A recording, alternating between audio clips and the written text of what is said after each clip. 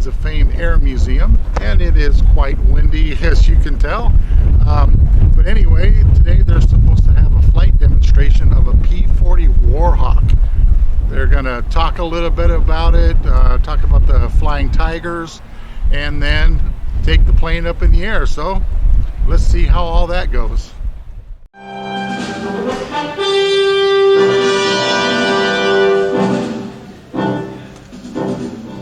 The Japanese attack on Pearl Harbor has the emotions of the American public running the gamut.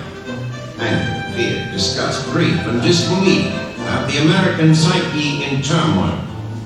But as the reality of the attack has had time to settle in, there is an ever-growing sense of frustration at America's inability to strike back at the Japanese.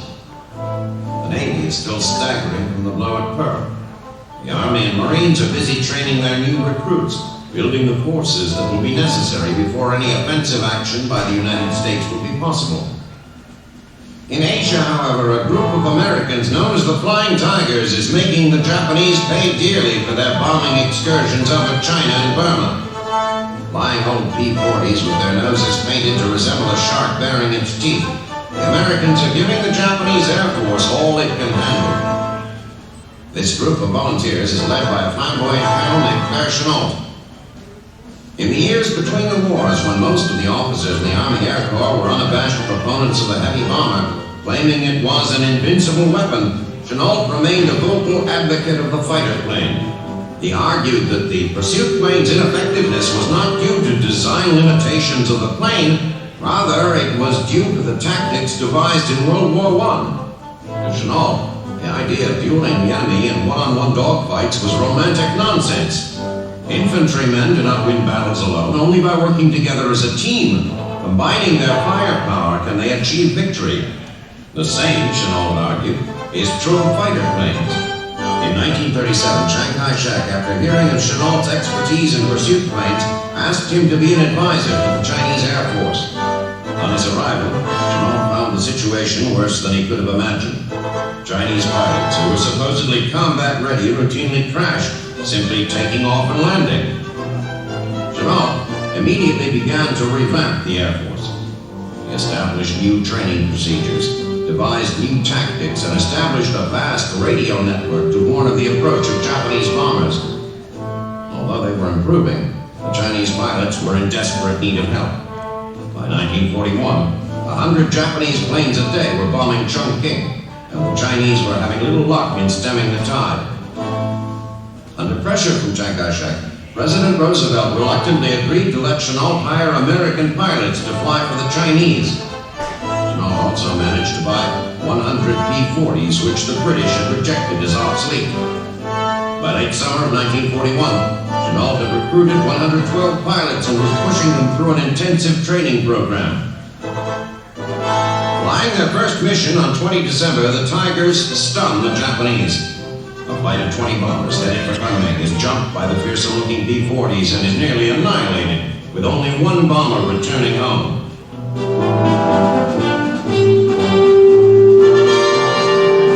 Day after day, the Tigers engage the Japanese with tremendous success.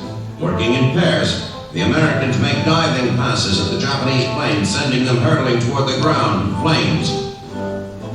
Although they are getting the better of the Japanese, the daily combat and the lack of replacement planes and spare parts is beginning to take its toll. Leaking gas tanks are plugged with chewing gum. Bullet-riddled fuselages are repaired with adhesive tape. It takes all the American ingenuity the air crews can muster simply to keep the planes in the air. The Flying Tigers continue to cause the Japanese a considerable amount of frustration. Although their Zeros are faster and more maneuverable than the outdated P-40s, the Americans continue to rack up victories.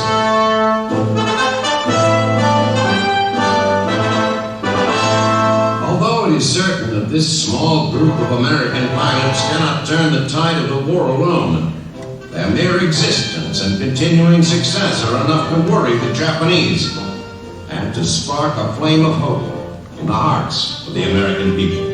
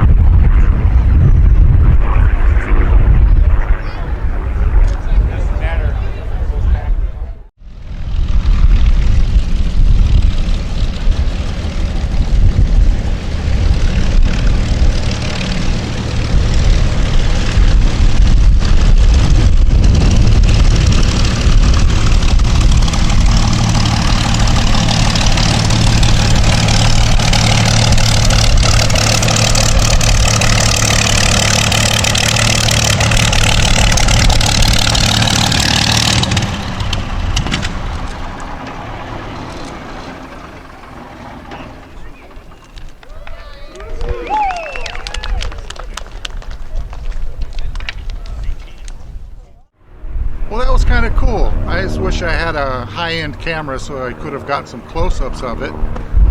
With what I'm working with, if I zoom out too far, the picture gets blurry, but I hope you guys enjoyed that as much as I did. Alright guys, thanks.